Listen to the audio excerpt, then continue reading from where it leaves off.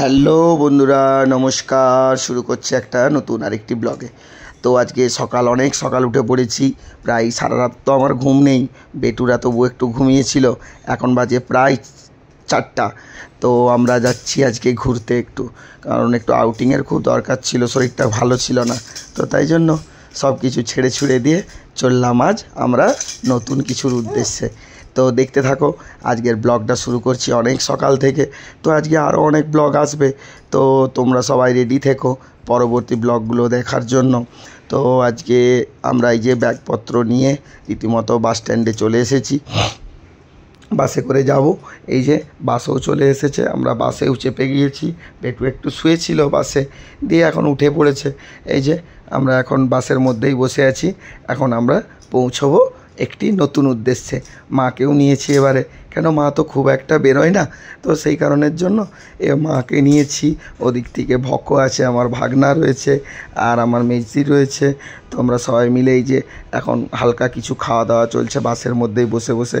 কেন অনেক রাতে তো উঠেছি, আমার তো সারা রাত ঘুমিয়েই নেই। তো যাই হোক, সব মিলিয়ে আজকে যাচ্ছি একটি নতুন কিছুর উদ্দেশ্যে। অনেক দিন ধরে যাব করে না যাওয়াই হচ্ছিল না। তো সেই কারণের জন্য ভেবেই নিয়েছিলাম যে একটু কোথাও যেতেই হবে। তো যাই হোক, কোথায় যাই তো একটু চিন্তা ভাবনা করে বেরিয়ে পড়লাম আজ আমরা।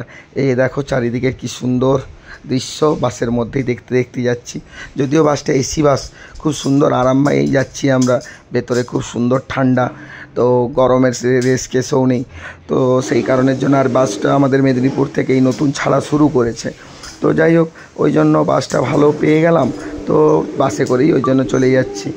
আর এখন যা গাড়ি ভাড়ার দাম, তো সেই কারণের জন্য আমাদের মতো সাধারণ মধ্যবিত্ত মানুষের জন্য এই বাসই ঠিক আছে। আর বলতে নেই, এসি বাস হয়তো একটু বেশি নেয়, কিন্তু অনেক সুবিধা দেয়। তো সেই কারণের জন্য তো এই যে বেরিয়ে পড়েছি আমরা। এই দেখো বাসটার অ্যাম্বিয়েন্সটাও খুব ভালো, আর চারিদিকের প্রাকৃতিক দৃশ্য দেখতে দেখতে এই যে বেরিয়ে পড়েছি। অন্যদিকে বেটুও বদমাশি শুরু করে দিয়েছে, ও একটু ঘুমিয়েছিল, দিয়ে এখন উঠেও গিয়েছে ঘুম থেকে। কি করব বলো।